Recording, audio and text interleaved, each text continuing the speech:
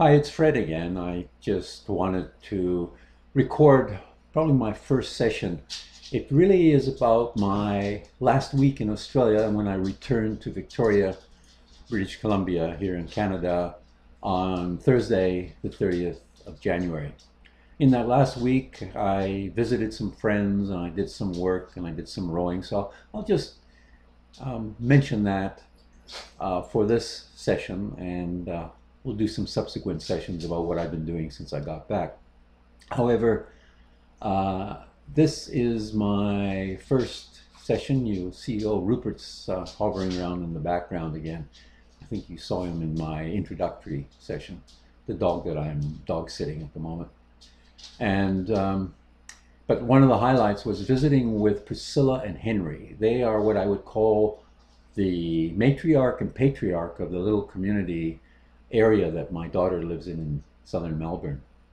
And one of the highlights was I asked them the question, what are three things you would pass on to other people about what you've learned in your relatively long lives? So Henry indicated three things were, and he's not, I think he said he's 91 years old. The first thing was, don't be an ideologue. Don't think that you know, oh, this is the answer to everything, and not listen to anyone else. It's my ideas.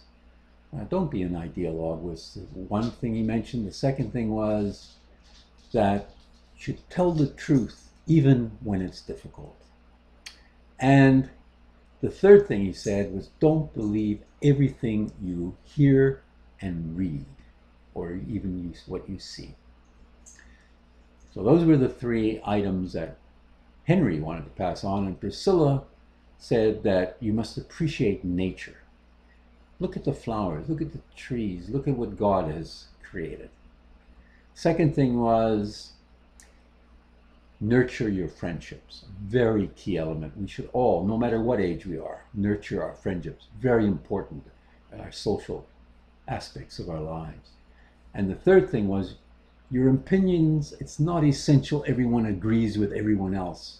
It's not my way or the highway, I guess. She didn't say that, but that's what I think is the message. You know, everyone's entitled to their opinions. We don't always have to agree about everything.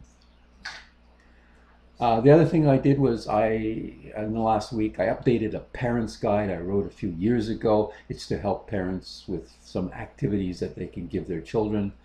It still needs some more work. It was the text I updated, but I need some more graphics and visual layouts. I'm hoping maybe my grandchildren might be able to assist. If not, I'll look elsewhere. They have schoolwork, and who knows if they want to help their old grandpa with a parent's guide. But I thought a children's point of view might help, with particularly the graphics and so on. So we'll see if that happens. If not, I'll go elsewhere. And I rode for the month of January before I left on the 30th, 750 kilometers, which is more than I normally row in a month. A good month is normally about 400 kilometers for me. But because there was a January virtual team challenge, I rode a little bit more than normal. So at the gym in Melbourne, I was there 2 to 2.5 hours a day, almost every day, with a few exceptions. And I got strange looks. What's that old guy doing on the rowing machine here for 2 hours? Where the average person is maybe 10 minutes, more or less. And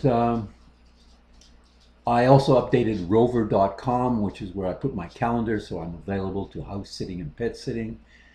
That's important because I do need places to stay, like where I am now. I'm here till the end of March, or near the end of March. And I need other places, so I updated that. And I got some souvenirs. One of my favorites, I should have got some more, were these little koala bears. They're very cute, and they clip onto things. You can clip it onto your pen or your finger or whatever. And really reminds me of what some of the cute things that there are in, this one's holding a boomerang, you may notice. Those are the things. My flight back was interesting as well. It's the first time I ever, two firsts. I was working on a blog post that I do for my website, ourfutureleaders.ca, and I was able to download it. I normally do it online, but I downloaded it on my computer and I edited it online, and I felt very productive. It's a long flight, particularly the Melbourne to San Francisco, and I was able to spend a couple hours editing a blog post, and I felt, ah, that's great.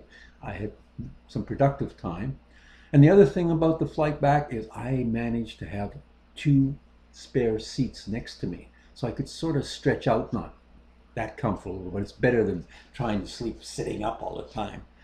Being able to sort of curl up or lie down on 3 seats was wonderful. It's never happened to me in all the years I've been that I've had 2 extra seats. So I thank the wonderful lady at the, what do you call it, the reception, or when you get, whatever the word is, the lady who gives you your boarding passes. So thanks to her, the lady in Melbourne, who did that for me. I really appreciate it.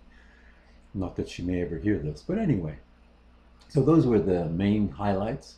When I got back, a couple things happened. One was on the Friday night. I happened on the Thursday. I went to see what's called the Jam Masters Gavel Club. I started it about 5 or 7 years ago. Saw 12 young people, and it was wonderful to see them give speeches, and it was great. It's one of the highlights of my week. Is I always learn something from the young people, and that was nice to connect with them again. And then on the Saturday, I went and saw another 10 or so young people at another group that I work on Saturday mornings at a recreation center.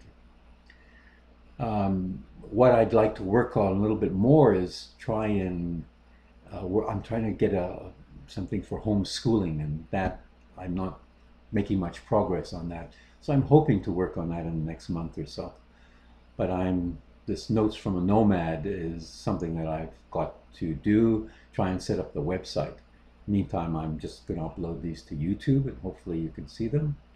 But the very best was the flight back, and made me think, wow, this went quite well, because I managed to get my connecting flights and get here on time, which doesn't always happen. So it was relatively smooth, a long flight, probably more than 24 hours of flying to get back.